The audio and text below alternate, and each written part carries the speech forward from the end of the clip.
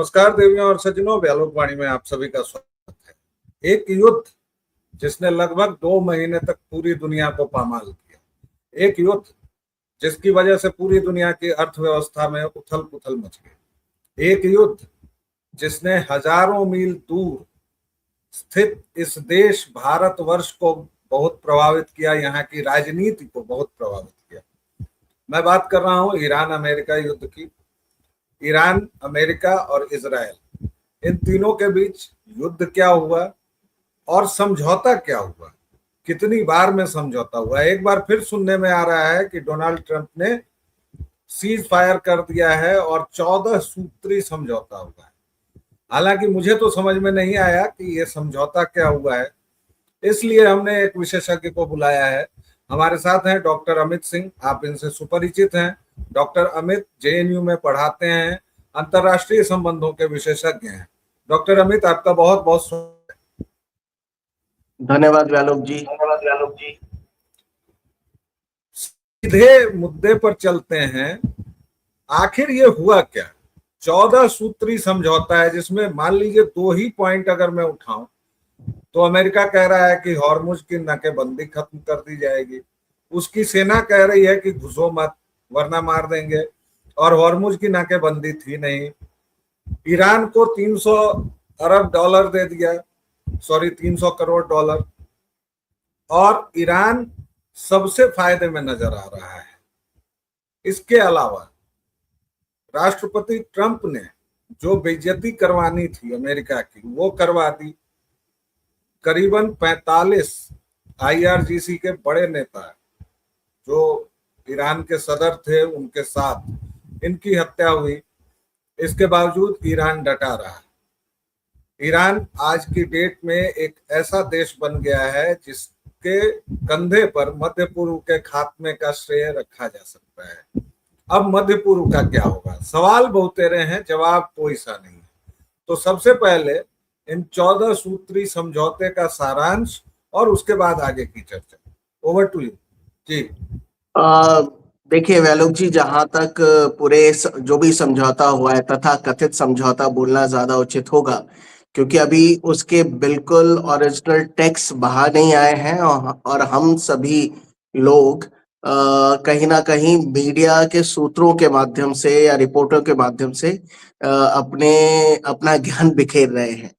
रही बात, अल जजीरा एक ऐसा चैनल है जिसने, शायद हो सकता है मैं गलत हूं, लेकिन सबसे पहले इस एग्रीमेंट के बारे में कुछ बिंदुओं पर प्रकाश डाला। और हालांकि उन्होंने ये भी कहा है कि अभी एग्जैक्ट वर्ड्स जब तक सामने नहीं आएंगे, क्योंकि ये बोला जा रहा है कि शुक्रवार को यानी जुमे वाले दिन, आने वाले जुमे वाले दिन हस्ताक्षर होंगे और जेडी वेंच करेंगे।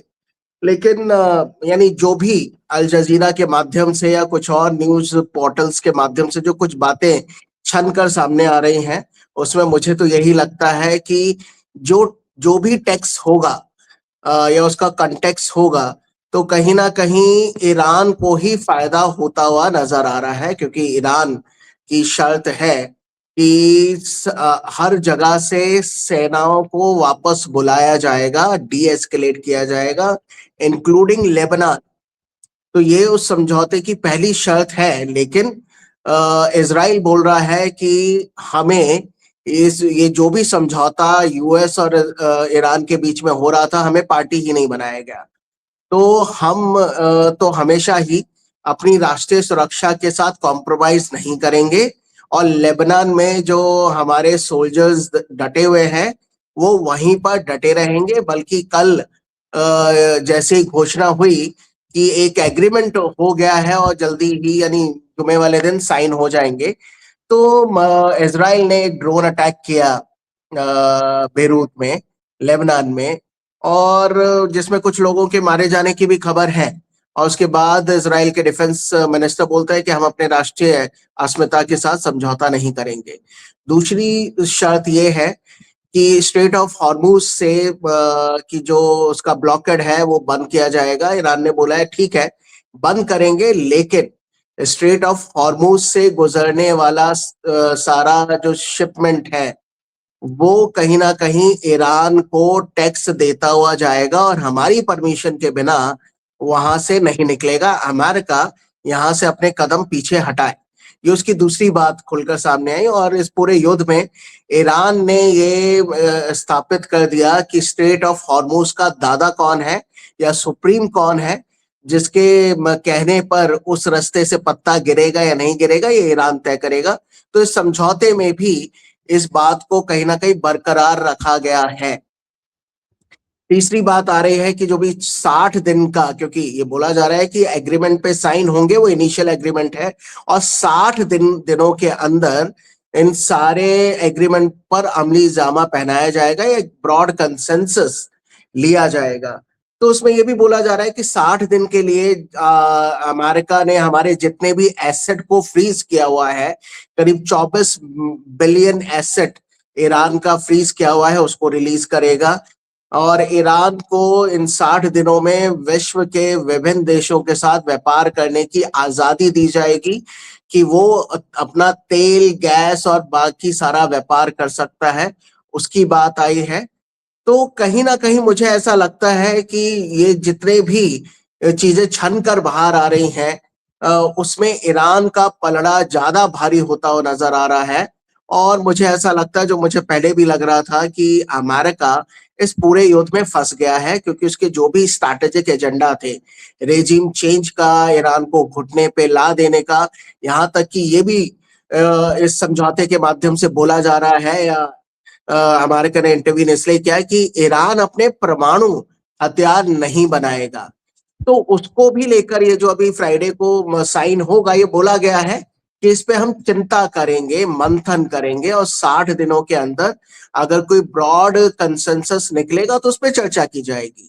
तो कहीं से भी, क्योंकि ट्रंप जो है फटाक से जो ट्वीट मार देते हैं कि हो गया है, ईरान ने बोल दिया है, मान गया है, झुक गया है कि वो अब परमाणु हथियार नहीं बनाएगा, तो ऐसा बिल्कुल भी नजर नहीं आता है। तो मुझे लगता है कि अमेरिका ने अपनी छिछालेदारी की है, बड़े बेआबरू होकर तेरे कूचे से हम निकले। तो ये जो भी एग्रीमेंट होगा, वो मुझे लगता है कि अमेरिका की भद पिटती हुई नजर आ रही है। जी, एक छोटा सा इंटरजेक्शन और फिर भारतीय पक्ष से इसको देखेंगे। हॉर्मुज जल डमरू मध्य बिल्कुल खाली था, जिसकी आवाजाही हो रही थी। अमेरिका ने इंटरवीन किया, वहां पर ईरान की दादागिरी हुई, ईरान ने पूरा कब्जा कर लिया। अब अमेरिकी जहाज भी वहां हैं और अमेरिका कह रहा है कि हमारी दादागिरी है। ट्रंप, आखिर आप, चूंकि अंतरराष्ट्रीय संबंधों के, इस पर एकदम छोटी सी टिप्पणी चाहूंगा। आपको लगता है कि ट्रंप का दिमाग ठीक वीक है? मतलब इस तरह से, इस युद्ध से जिसमें अरबों डॉलर अमेरिका के फूंक दिए गए, आखिर मिला क्या? न ईरान के नागरिकों की परेशानी वही की वही रही, क्योंकि वहां पर मुल्ला शासन अभी भी है, मुल्लों का जोर टूटा नहीं, IRGS अभी भी है। अमेरिका की छीछा लेदर पूरी दुनिया में हो गई, स्ट्रेट ऑफ हॉर्मुज चला गया, जो एक वैश्विक संपत्ति था उसको इन्होंने ईरान की संपत्ति बना दिया। तो मेरा तो ये प्रश्न है कि या तो ट्रंप के पास दिमाग ही नहीं है, या उन्होंने ईरान के साथ अंदर खाने कोई बड़ी गुप्त चाल चली है, कोई बड़ा गुप्त समझौता किया है कि भाई मैं तुम्हें ऐसे स्थापित करूंगा। ये कैसे समझें इसको, इस युद्ध को? और देखिए, यानी जहां तक मुझे लगता है कि अमेरिका की जो भी राजनीति है, या ट्रम्प की बात करें, तो ट्रम्प को अभी तक वो जो अमेरिका का सिंड्रोम है सुप्रीमेसी का, वो उनको खाए जा रहा है। और वो बिगड़े हुए बच्चे की तरह बिहेव करते हैं कि माई वे नहीं तो हाईवे।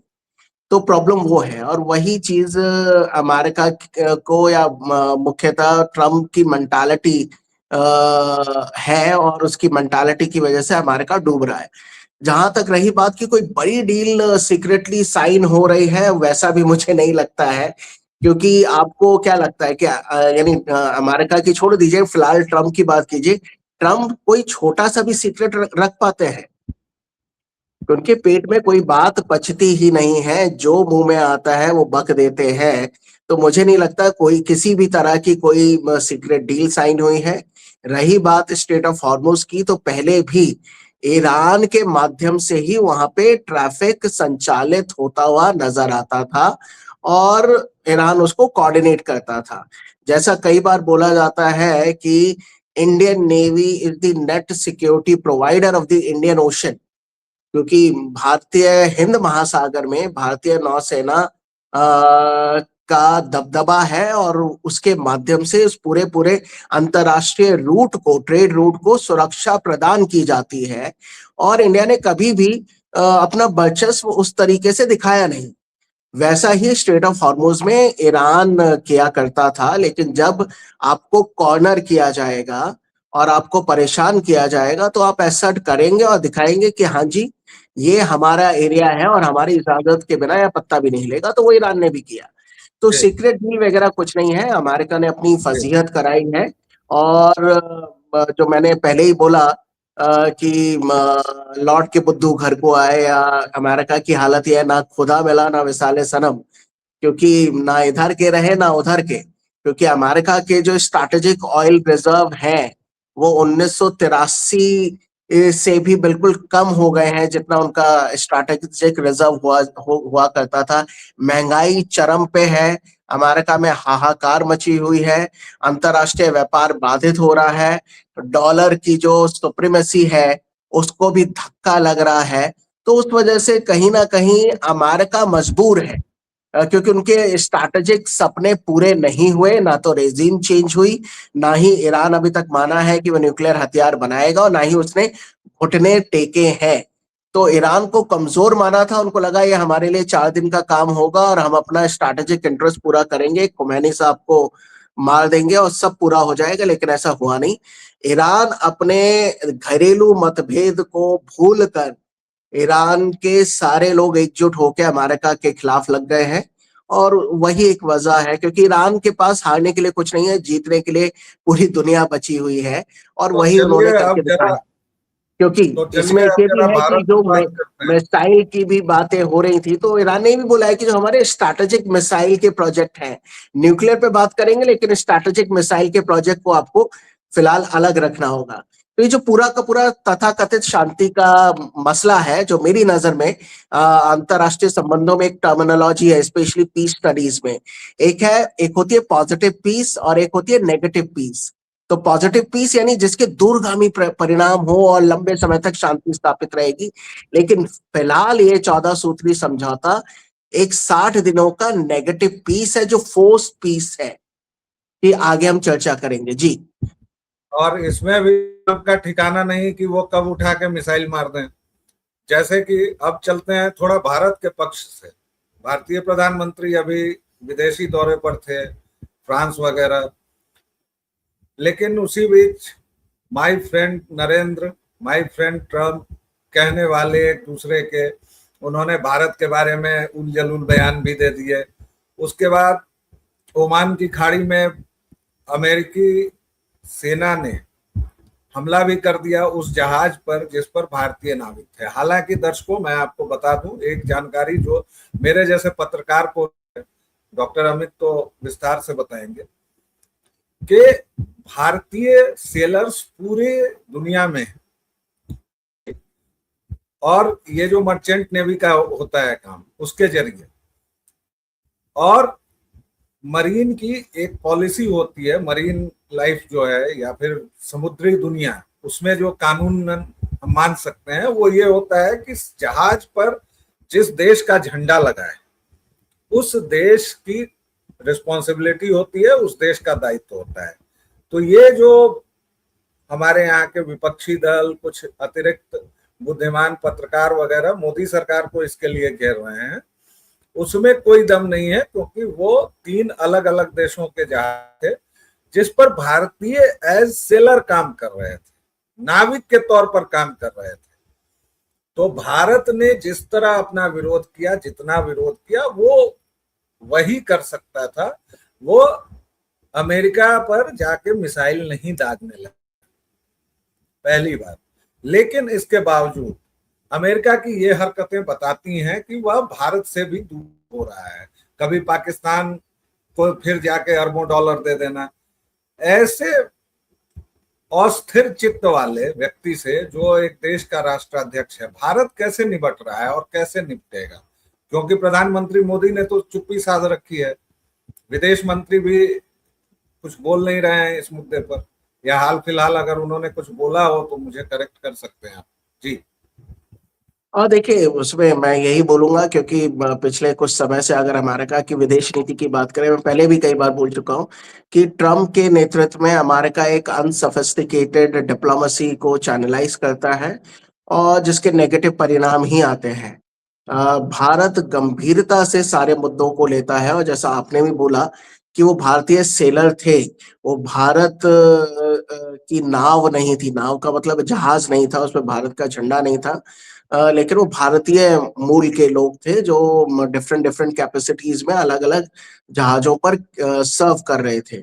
और कई बार होता है कि युद्ध की स्थिति में जहां टेंशन एरिया है, तो उसमें ये छोटी मोटी, मैंने बोलना नहीं चाहिए छोटी मोटी गलती, लेकिन फिर भी जैसे होता है कि गेहूं के साथ खून भी पिस जाता है, तो कई बार सिर्फ पानी के जहाजों को नहीं, हवाई जहाजों को भी बोला जाता है कि ये एस्केलेटेड एरिया है और आप ये अपना रूट बदले और दूसरे शांति वाले रूट से जाए।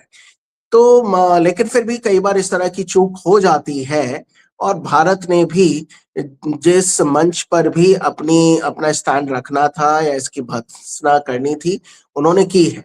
रही बात विदेश मंत्री की, तो वो बिल्कुल दो टूक जवाब देते हैं, और वो इन जितने भी वेस्टर्न कंट्रीज हैं उनको आईना दिखाते हुए नजर आते हैं, जो उनके अभी हाल फिलहाल के इंटरव्यू में भी ये सारी चीजें नजर आई हैं।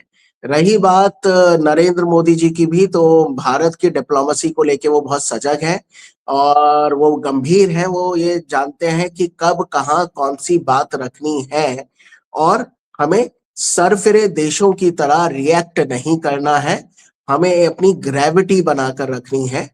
तो वो कर रहे हैं, क्योंकि ये भी बोला जा रहा था कि G7 की साइडलाइन पे ट्रम्प से मिलना हो सकता है, उनसे बातचीत हो सकती है, लेकिन मुझे ऐसा लगता है कि वर्तमान परिस्थितियों में अमेरिका डेस्परेट है, ट्रम्प साहब डेस्परेट है कि मोदी आए और उनके साथ यानी झूला झूले, अगर एक इनफॉर्मल वर्ड यूज करूंगा, लेकिन मोदी जी अपने ही अलग राह पर चल रहे हैं। उनको पता है कि ट्रम्प गंभीर व्यक्ति नहीं है और वो आजकल उल जलूल बक रहे हैं, तो इसलिए फिलहाल उनके बहुत रिक्वेस्टों के बावजूद भी कई बार हमने देखा है कि भारत ने या मोदी साहब ने उनसे मिलने से मना कर दिया है। तो मुझे लग रहा है कि हम अपनी विदेश नीति को गंभीरता से ले रहे हैं। ट्रेड डील पे जो हमारे होता ना कि सारी चीजें हर वक्त प्रधानमंत्री हर जगह उपलब्ध नहीं रह सकते हैं। ट्रेड डील की बात है तो पीयूष गोयल साहब को लगाया हुआ है, वो दिन रात एक कर वो ट्रेड डील पर को अमली जामा पहनाने में लगे हुए हैं। तो मुझे लगता है कि भारत अपने राष्ट्रीय हितों को बखूबी जानता है, वो गंभीरता से काम कर रहा है, और उसी का नतीजा है कि हमारे जो अंतर्राष्ट्रीय संबंध है वो हर मुल्क के साथ अच्छे हो रहे हैं।